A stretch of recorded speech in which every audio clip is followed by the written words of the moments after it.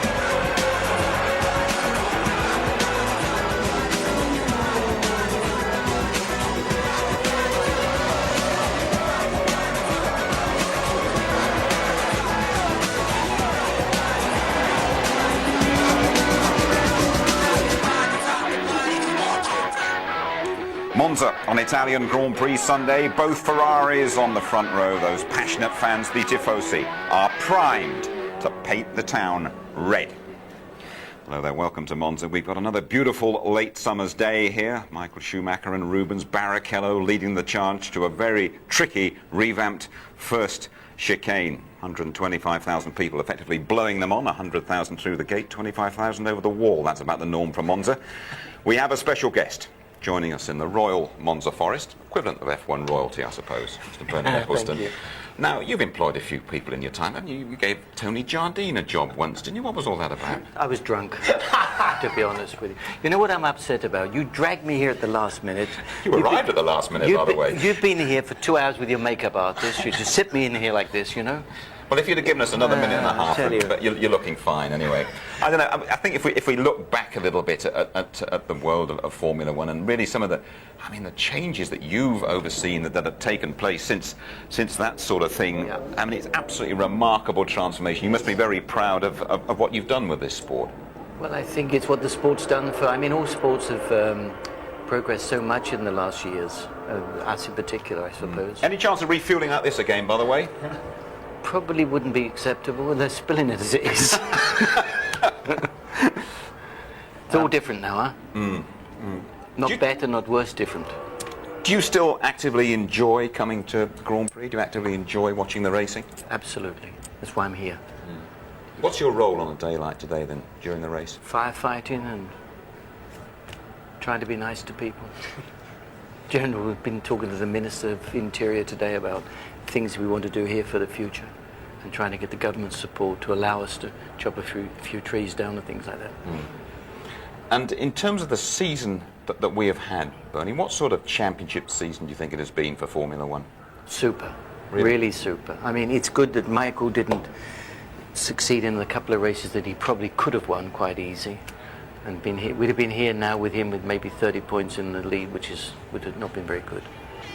And there you are with a few of the leading contenders. And someone said you had a bit of a go at Mika Hakkinen. You think he lacks a bit of character to be world champion again. Is that right? No, I mean, in some ways it's good if he's world champion again, because somebody that's been 3 times consecutive world champion is super. But he hasn't got the glamour that maybe Tony can remember, somebody like Nelson Piquet and those sort of people in those days. But I don't know who has. I mean, we've lost Senna, who had some charisma. There's a fellow, what's he called? Schumacher, Michael Schumacher. He might think he has. Mike was different. I mean, he's not. He's a lovely, lovely guy. People get upset with him and think he's whatever, arrogant or something. He's a super guy. He's anything but arrogant. He's just a lovely guy. Do you feel it would be good for the sport, good for you, if Schumacher became the first Ferrari world champion since the Scheckter back in '79? Be super. Be super. They deserve it too. I mean, the incident he had when he broke his leg or fractured his leg, he probably would have won the championship then. So it's just for him to win. One or two of the other teams, Bernie, they think that there might be a bit of pro-Ferrari bias around Well, I'm pro-Ferrari. I mean, it doesn't help, but I mean, I am pro-Ferrari, which has proved over the last few races it doesn't help. Why do you adopt that pro-Ferrari stance then? I was quite close with Mr. Ferrari in the old days, and they're magic. It's a magic thing. You know, Ferrari is just magic. Whether the other teams, whether our British teams like it or not, they're special. And a day like today, with, as we said, You've seen coming in the people. yeah, we'd have a little competition coming to see if we can spot anybody not wearing Ferrari red, and I have to say we failed. Yes. What about from the British point of view? British motor racing always needs a hero. We've had the Mansell, Hunt, Hill. I mean, is Jenson Button the type of guy that could fulfil that role down the line, do you think? Very early days. I mean, I think he's probably got the character to be a Nigel, perhaps. You know. Really? Yeah, I think in the end, if he gets the job done, if he starts winning races, he could do for sure. I mean, I always thought that Nigel should have been an award for being world champion and the Oscar for acting. You know, he was just something special. Yeah. Do you feel a bit of surprise at Sir Frank Williams letting Jenson Button go next season? When he made the decision, he probably made the right decision. Whether it's going to be the right decision, only time will tell. I think the guy that he's taken is going to be very, very good, Montoya. But we have to wait and see. And do you feel that Button might go back and have his best years at Williams anyway? Yeah, I mean, he's going to have a couple of years there and then maybe move back to Frank. Yeah. What about the British Grand Prix? I mean, as a British motor racing fan, Bernie, when you looked back at Silverstone, you see some of the pictures of what we all had to endure, in fact the fans had to endure more than anybody. I mean, how do you react when you see stuff like this? I mean, I think it was unnecessary. That's what upsets me. They'd have thought it through. We had a race in April, and there was probably, I mean, we've had rain in July, obviously, and we've had some bad things, but it rained for so long, I think perhaps they should have thought it through a little bit more. But unfortunately, Silverstone is like an old house now. It's about time. It's not a case of just a repaint job. It needs pulling down and rebuilding. So where do we stand as regards future British Grand Prix? Because Donington has come into the frame and Brands Hatch is being lively as well. Where do Brands you... Hatch, I think, is a non-event now because the plan... Well, I don't know. The planning apparently has been called in, so it could take longer than necessary for them to get the permission to do the work. Donington, I've seen all the plans and heard what they want to do. And if they do what they say, it would be fantastic for us, if they do what they say. And Silverstone, if we go back to Silverstone, it just needs to, we really need to spend some money there. And we should have the best racetrack in the world, and we haven't. We've got the worst. Worst press facilities, worst everything. So just to nail you down, if I can, next year, where would your best guess be where the British Grand Prix is going to be staged? You've nailed me down, Silverstone. Yeah, okay. And from your point of view... Please, you didn't ask for 2002. No, well, you just said, yeah, fair enough. From your own personal point of view, Bernie, how do you see, you touched on it earlier on, the ructions that are going on within the Formula One family between yourselves, FIA, and some of the leading constructors here? Is that just a little squabble, or is it more serious than that? Well, I think, the teams are asking for clear regulations that don't need interpreting by a lawyer and a doctor and a psychiatrist or somebody. They want you to be a scrutineer and you be able to read the regulations, and maybe not you, but maybe Tony, to read the regulations and understand what it means. So that would be good, and I'm sure that everyone wants that, including the FIA. The problem is writing those regulations, because as fast as the regulations are written, you've got 300 very clever engineers finding a way around them. So you either have to take a complete step back and restrict what the teams can do, which is then easy to police, or stay as we are. And when you look at the actual quality of the racing we've had, are you among the camp who say there is not enough overtaking in the world of Formula One? You're not? No, I think I don't think people want to see a lot of overtaking. It's, if you watch Indianapolis, you're at 500 miles, and you wait for the last 10 miles for the race. The rest is all nonsense. How excited are you by the prospect of going to the United States and trying to get the sport going there once again? Well, once again, I'm pleased you said that, because when we were there, we had bigger crowds than the people that followed us to the circuits we were at. So it's good to go back. We haven't, because most of the tracks are a bit like Silverstone. So we said until we get something really that's up to the other circuits in the world, we'd stay away. And Tony George at Indianapolis was good enough to see this and built a nice venue for us.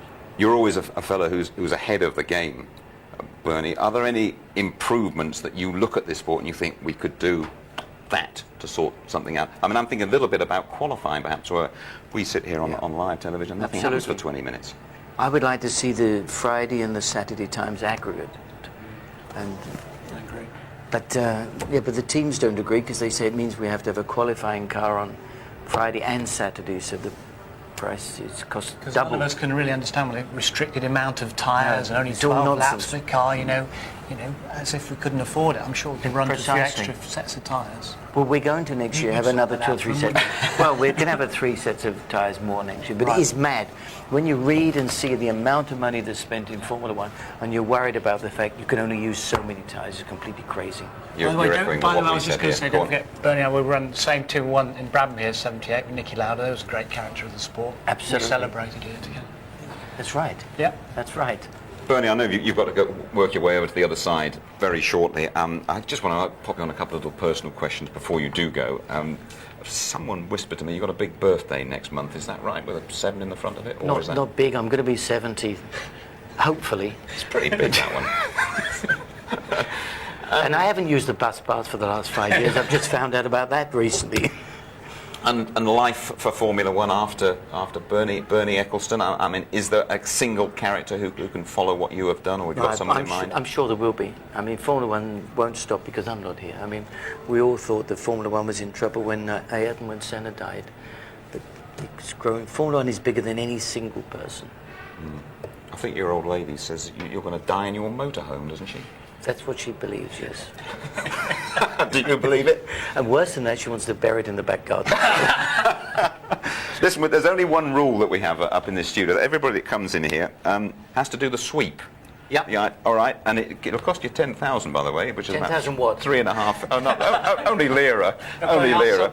No, I have to be careful. There you go. And I got something. No, don't worry, I want we to will pay pay up, cash. and I'll be very surprised if you don't put. I'm going to. I owe you. Oh, yeah, of course. Dave, stop that. I just owe you that, not this. What have I got to do? Scratch your first 3 down there. We'll tell everybody. First 3. Just down the bottom there. That's all. We've had your money now, which is unusual from the ITV crew. I must It's say, not you easy. have paid up. You've You done have a paid great up. job up to now, huh? Well, we like to think so. Listen, it's the first time you've popped over to our sort of humble little abode in 4 years, and we appreciate it. And come again, eh? He's concentrating now, not listening to me. I don't blame him. All right, Bernie will If leave they us finish shortly. in that order and there's some disqualification, don't tell anybody, huh? Okay, thanks Thanks again, a lot. Bernie. Thank you Okay. very, very much. We'll be right back you. to look ahead to the Italian Grand Prix. Rejoin us shortly.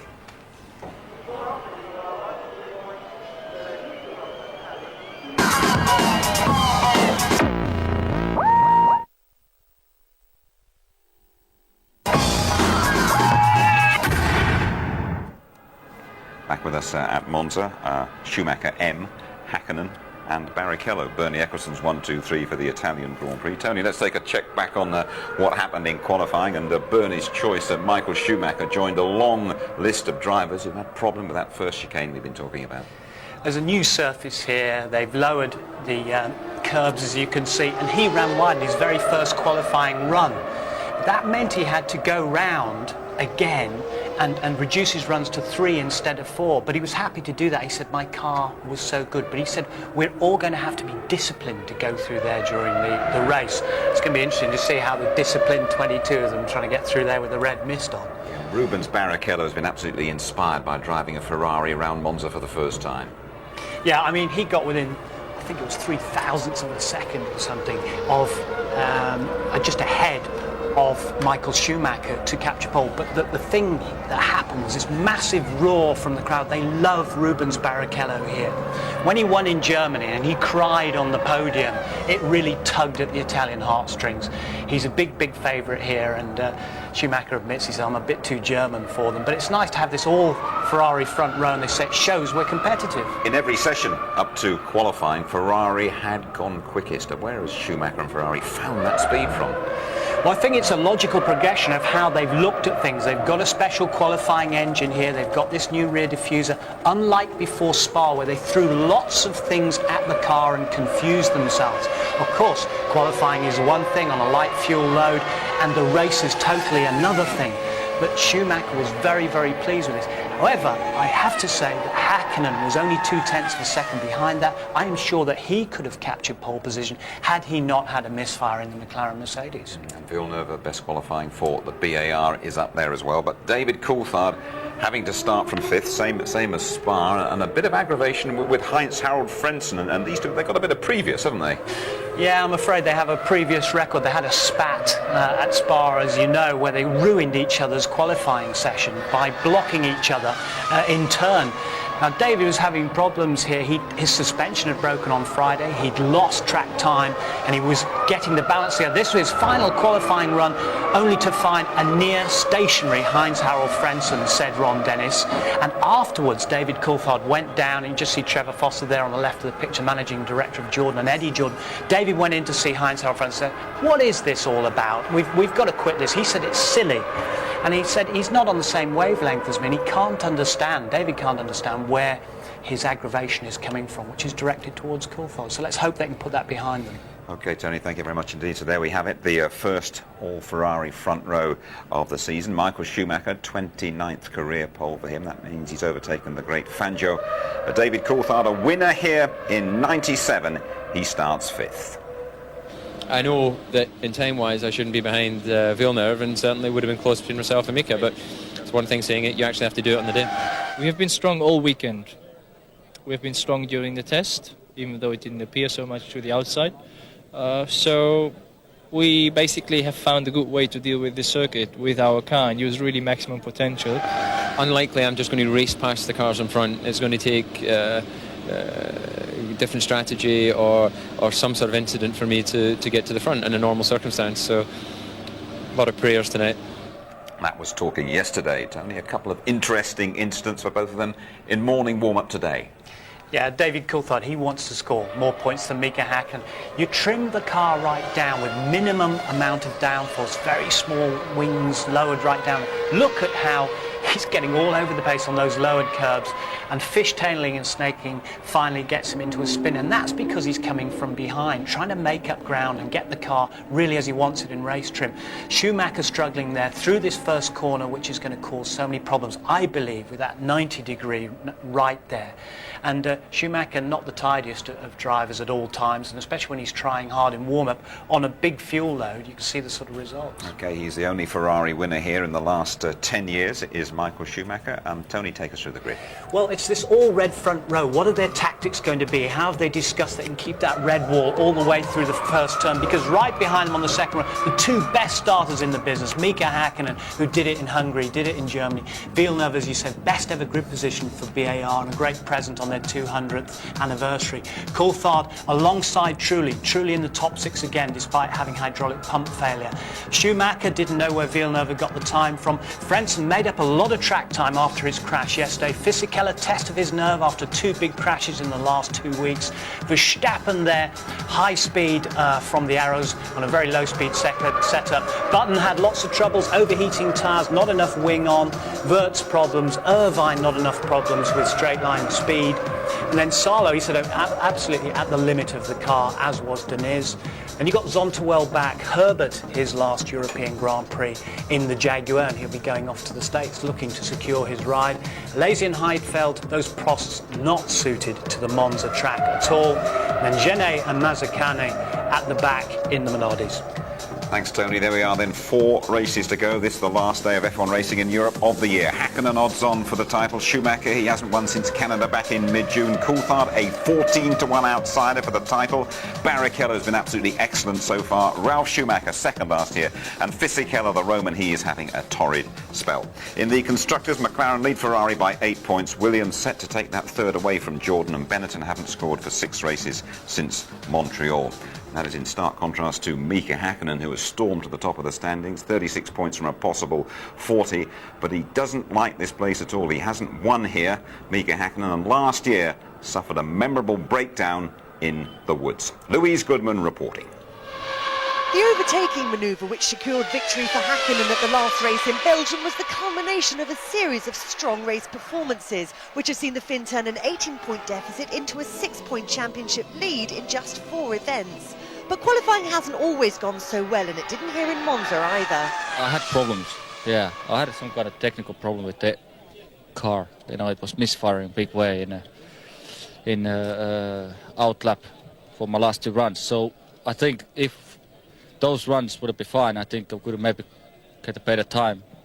And naturally, when your car is misfiring, you know, it's quite distracting for your mind when you try to concentrate to do your proper run.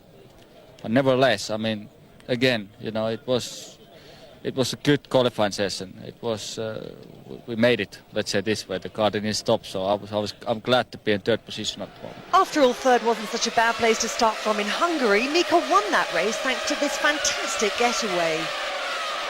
His pace off the line from 4th place in Germany was even more impressive, and the pressures on the championship needed to repeat that form today. He's icy cool. I mean, I'm not saying he doesn't feel the pressure. We all feel the pressure, but he handles it very, very well. Better than most of the drivers I've worked with. He has, as all drivers, he has weaknesses, but one of his strengths is his focus and his ability not to crack under pressure. Frustration can be a harder cross to bear sometimes. Häkkinen's anger when he threw away an easy victory at this race last year was evident for all to see. He's never won at Monza in 7 race starts, but his recent form would suggest he shouldn't be discounted today. We thought he'd crack that day, didn't we? I know. I mean, all the Armco Barry was rusty around there. He'd been crying his eyes out. But his manager, Keke Rosberg, the 1982 world champion, always turns up at the right moment. And this is a very important race. And he's been here telling everybody that last year you all branded him a wimp. But he showed at Spa that he's no soft touch.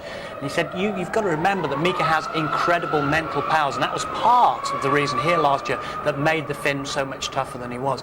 To think that final drive at Japan, having thought he'd won the championship in Malaysia and then lost it again, he had to put it all together in Japan, and that was a superb drive. He's much stronger than he's ever been. Okay, Tony, thank you very much. Well, now let's take a look at life down the tail end of the grid, shall we? With Minardi, they just think the heat in the F1 kitchen is a bit too hot for them.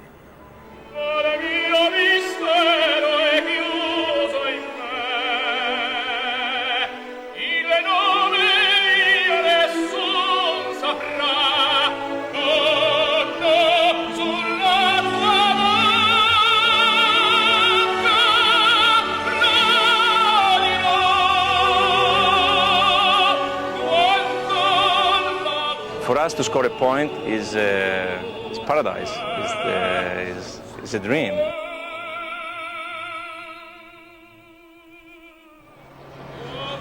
Minardi team is the only team where the people working in it, they do it for the passion of Formula One.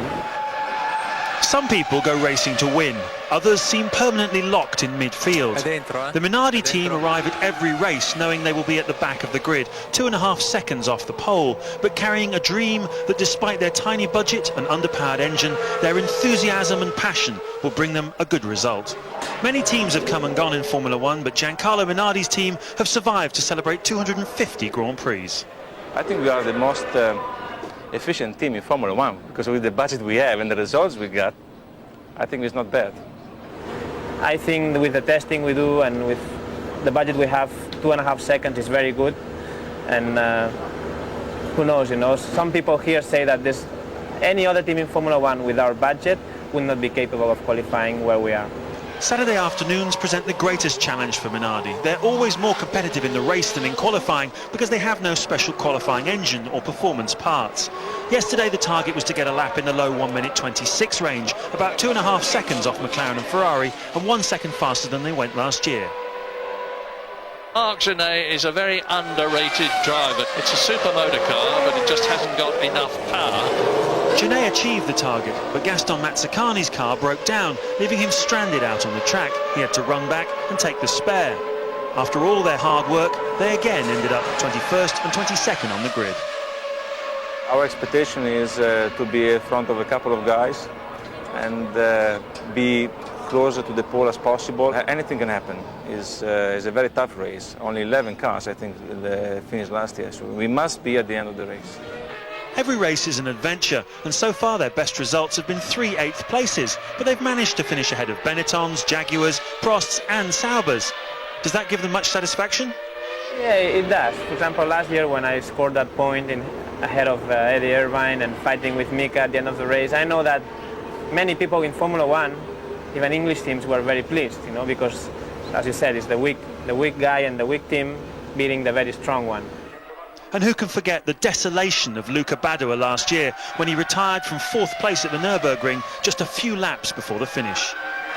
But with Toyota, BMW, Mercedes and Honda pouring millions of dollars into their teams, the writing is surely on the wall for the little Minardi outfit. Passion for racing is no longer enough. For next year, I think there's only 4 teams, which is Sauber, Arrows, Prost and ourselves, which are not going to have a really official engine. Minardi next year will be better off, because if we have the Supertech engine, I think we'll be on the range of these 4 teams. But these 4 teams are meant to disappear unless they secure an engine manufacturer supply. In a world of multinationals running Formula One teams, Minardi is a remarkable story. Minardi down the back of the grid again here at Monza. It's always total chaos at this one, and Martin Brundle is down there. Now, Martin, what's the chat about the dash to that high-speed first chicane? Well, it's here's a driver's eye view for you of just how far it is down there to the first corner. If you remember the grid walk at Spa, it's a short run. Here they're going to be doing a couple of 100 miles an hour when they get down there. As you saw from the track guide, there's a little tiny 90 right. They're not going to start the race this weekend behind the safety car. The sky is blue, not a cloud to be seen, and there's a beautiful temperature down here. But will we see that come into play a little bit later on? Because it really is looking tight down there. Drivers are saying it could be the most difficult start ever in a Grand Prix. Often though, when everybody knows it's going to be super difficult, they tend to focus a bit extra and tend to be more cautious. The problem is 200 miles an hour, braking down, and this race, the strategy as it unfolds with a one-stopper, any places you make or lose into the first corner, you basically won't get them back until the pit stop. So they really have got to maximise that if they can. And I think that means that if you brake too early, as we saw with Schumacher in Austria, they run into the back of you. Brake too late, you slice into 2 or 3 others. And there's 3 or 4 ways to go through that first chicane, and the various penalties in place we'll talk about during the commentary. I want to put you, hello Bernie, I want to put you in the middle here of the Michael Schumacher dashing off the track here to go to the gents, no doubt. There's a lot of stress on the grid. Let me tell you why.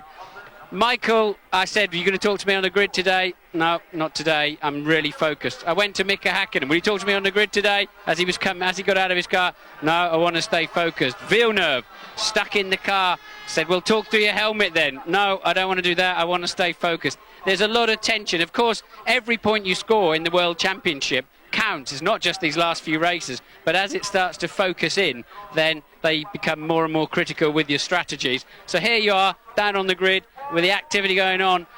We're in between. Let's just see if we can have one quick word with the driver at least. Barrichello once again got a queue of people. Because I think he's so talkative, old Rubens ends up with a queue of people coming to him on the grid. Carol Vorderman's here, actually. We're looking for some drivers I'm going to find in a minute, Carol. I have fellow ITV, overworked, underpaid sort of person here. Yeah. What are you doing here? Well, I'm just about to explode with excitement, actually, at this moment. But it's just wonderful. I've had a fantastic weekend. I didn't sleep at all in bed last night, worrying about this first corner. You sure we should know about that? That was the first corner. I reckon even you couldn't get 22 into 1 into that first corner. I was talking to David Coulthard this morning, and he reckons he's been winding Villeneuve up all morning, trying to get him to take 2 Ferraris out, and then he'll be cool. So all right, good to see you. Have a great race. Thanks for talking to us. Right, let's dive in and end up... let me show you Villeneuve's car. Bertie, what's going on? Do you want to get into this programme? You've had enough time on our programme today already. Mr. Ferrari, this is Enzo Jr. Enzo Jr. His grandfather was Mr. Ferrari. Enzo Ferrari's grandson here on the grid. And do you speak English? So. Well done. So this is have you been talking to Michael Schumacher? Yeah. Yeah? What do you think? Can you win today with Ferrari? I hope. Good luck. Okay, nice to meet you. What a nice young man. Right, where are we? David is not here. They're not here. Nobody on the grid. I think we're going to have to throw back to you in the studio. Okay, Martin, thank you very much.